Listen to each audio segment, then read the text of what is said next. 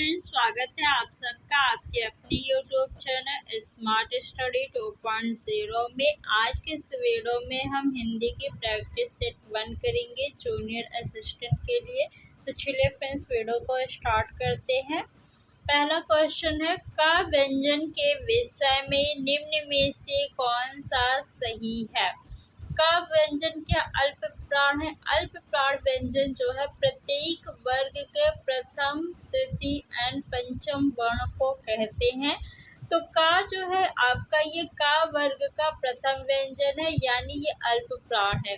अघोष किसे कहते हैं, तो प्रत्येक वर्ग के प्रथम एवं द्वितीय वर्ण को क्या कहते हैं, अघोष कहते हैं। और का आपका अघोष व्यंजन भी है। स्पर्शी व्यंजन किसे कहते हैं, का से लेकर के माँ तक के जितने भी व्यंजन हैं वो स्पर्शी व्यंजन कहलाते हैं, यानी का आपका स्पर्शी व्यंजन भी है। स्पर्शी व्यंजन की कुल संख्या कितनी है, तो 25 है। कंठ ध्वनि का वर्ग के जितनी भी ध्वनियां हैं वो आपकी कंठ से उच्चारित होती है, यानी कंठ ध्वनि है। तो ऑप्शन नंबर फर्स्ट आपका जो है वो बिल्कुल सही है।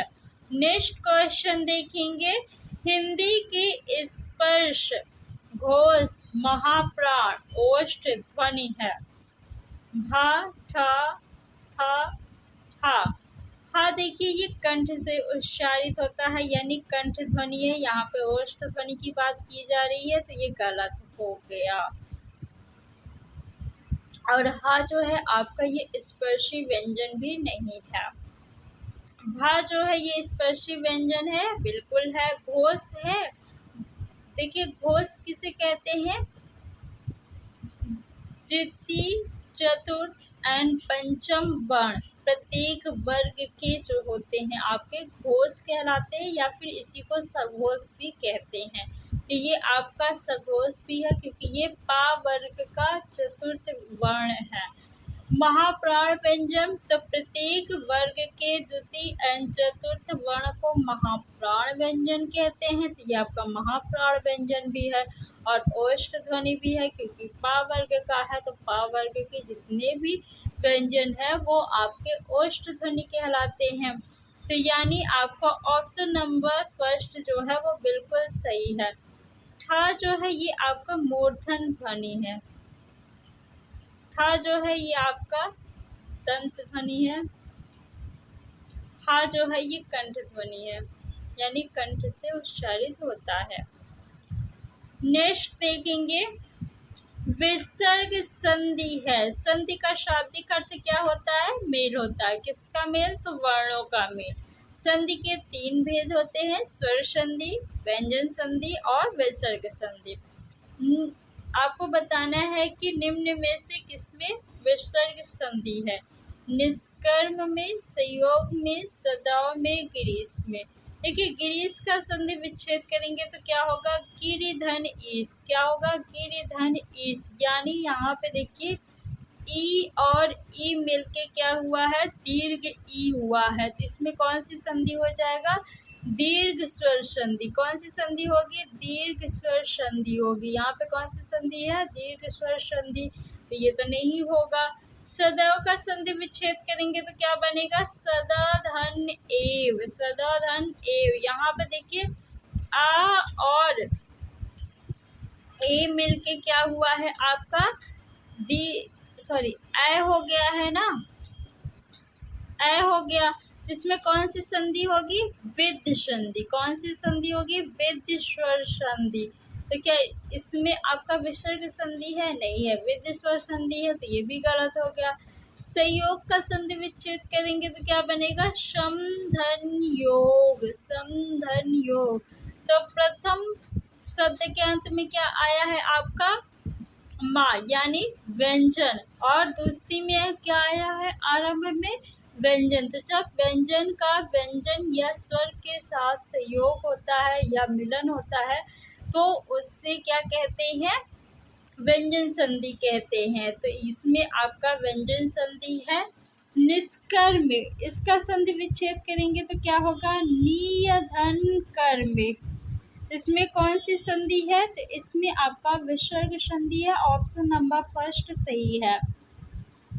नेक्स्ट क्वेश्चन देखेंगे, निम्नलिखित में से कौन सा शब्द बहुव्रीहि समास का उदाहरण है। बहुव्रीहि समास में अर्थ निकलता है और अर्थ जो होता है वही प्रधान होता है, दोनों में से कोई भी पद प्रधान नहीं होता। त्रिभुज यानी तीन भुजाओं का समूह या समाहार, अर्थात क्या निकल रहा है, नहीं, यानी इसमें कौन सा समास होगा, द्विगु समास होगा, बहुव्रीहि समास नहीं होगा।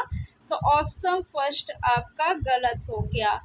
दशानन यानी 10 है आनन जिसके, अर्थात रावण। यहाँ पे अर्थात यानी अर्थ निकल रहा है, तो इसमें कौन सा समास होगा, बहुव्रीहि समास होगा। 9 रात यानी 9 रातों का समूह या 9 रात्रियों का समाहार, अर्थात क्या कुछ निकल रहा है, नहीं। कौन सा समास होगा, द्विगु समास होगा। द्विगु समास क्यों, क्योंकि द्विगु समास में प्रथम पद संख्यावाची होता है, यहाँ पे प्रथम पद संख्यावाची है। त्रिलोक यानी 3 लोकों का समूह या समाहार, तो इसमें भी कौन सा समास है, द्विगु समास है। नेक्स्ट क्वेश्चन देखेंगे, मच्छिका किसका तत्सम शब्द है। मछली का, मक्खी का, मच्छर का, मिट्टी का। देखिए मिट्टी का तत्सम शब्द क्या होगा, मृदा हो जाएगा, क्या होगा, मृदा। और मच्छर का तत्सम शब्द क्या होगा, मशक। मछली का तत्सम शब्द क्या होता है, मत्स्य होता है। मच्छी का किसका तत्सम शब्द है, मक्खी का है। ऑप्शन नंबर सेकंड आपका सही है। नेक्स्ट देखेंगे, गमला और आलपेन किस भाषा के शब्द है। फ्रेंच, अंग्रेजी, पुर्तगाली, जापानी। जापानी भाषा का शब्द रिक्शा, जो एग्जाम में काफी ज्यादा पूछा जाता है। रिक्शा किस भाषा का शब्द है, जापानी भाषा का शब्द है। गमला और आलपीन जो है ये पुर्तगाली भाषा का शब्द है। अंग्रेजी भाषा का शब्द जैसे ट्रेन है, टिकट है, लालटेन।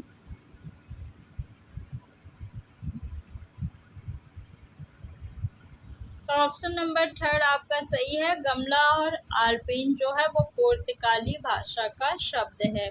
नेक्स्ट क्वेश्चन है, निम्न में से कौन सा शब्द विदेशी है। टिकट, मध्य, मयूर, वचन। मयूर मीन्स होता है मोर। मयूर जो है तत्सम शब्द है, तो ये विदेशी भाषा का शब्द नहीं है।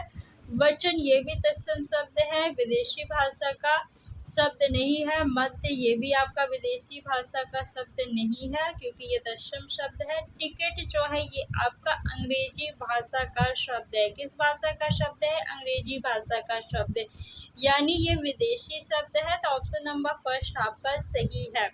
नेक्स्ट क्वेश्चन देखेंगे हम लोग, निष्कलुष विलोम शब्द है। निष्कलुष का विलोम शब्द बताना है। कुख्यात, कुख्यात का विलोम शब्द क्या हो जाएगा, विख्यात। कुख्यात का विलोम शब्द विख्यात। कृतज्ञ का विलोम शब्द क्या हो जाएगा, कृतज्ञ। कृतज्ञ किसे कहते हैं, जो किए गए उपकार को ना मानता हो, और कृतज्ञ किए गए उपकार को मानने वाला। कड़वा का विलोम शब्द क्या होगा, मीठा। कड़वा का विलोम शब्द मीठा। कलुष का विलोम शब्द निष्कलुष, यानी ऑप्शन नंबर थर्ड आपका सही है।